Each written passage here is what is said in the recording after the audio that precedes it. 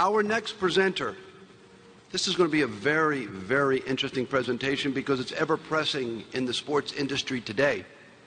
And that is, should you allow your child to play football? Very interesting concepts because even before all these studies came out, people questioned that because of the danger of the game, but it's a great game. And Dr. Joseph Maroon is a senior vice president of the American Academy of Anti-Aging Medicine and is a board-certified professor and vice chairman of the neurological surgery at the University of Pittsburgh School of Medicine and the Hendel School of Neuroscience. With more than 250 published scientific papers, Dr. Maroon's clinical and research interests have been in the area and development of minimally invasive surgical procedures for the brain and spine. In speaking with Dr. Maroon, he shared with me that he was a scholastic All-American in football in Indiana University. He is the team neurosurgeon for Pittsburgh Steelers for 25 years and is the NFL Head and Neck Committee. He's on the NFL Head and Neck Committee for the prevention of all of these concussions that you see all the time.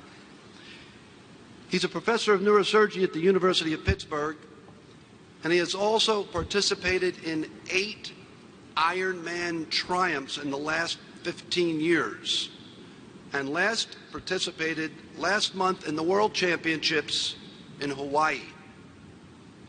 With all these wonderful things, I asked one question to Dr. Maroon. Understand, I'm from Miami, and we have the Miami Dolphins, and I want to know, with 6 laterals and no time, how come you didn't keep the guy in bounds to win the game? That's a great question. It's my pleasure to introduce Dr. Maroon. Thank you. Thank you, Carl.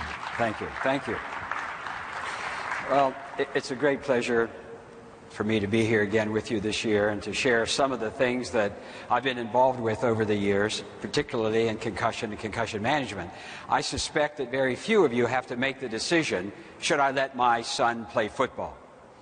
However, you, I'm sure, do confront in your practice, maybe personally, concussions. And what I'm going to share with you are the risks and the benefits of football participation, and also concussion management. What's the current state of the art in terms of concussions, concussion management, and a little bit about the pathophysiology of concussions as well.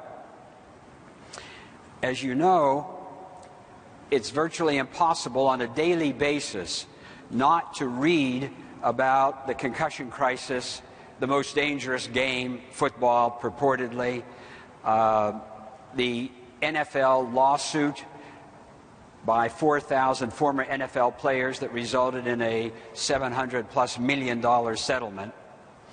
And we also hear things like this from the White House: unless brutality and danger to the lives of players is reduced materially, the sport is practically doomed.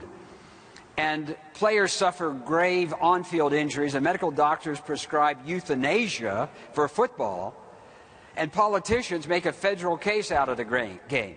And I can talk to that. I testified in 2 congressional committees on football a few years back. Never before has a football season ended amid such a universal chorus of denunciation of the game. Football is a grave menace that merits immediate abolition. How many in here, before I continue, would allow your son to play football? I see one hand go up. Would anybody allow their son to play football? Well, I'm not going to take a position on this. I obviously have a bias that I'll share with you as we go along. But these words were said in 1905. And this was when there were approximately 29 deaths from football that year, and there was a presidential commission called by Theodore Roosevelt to investigate the fatalities and the brutality of the game in 1905. And what came of that was the formation of the NCAA. New rules, officials were introduced, helmets and padding were required, and the carnage that you see here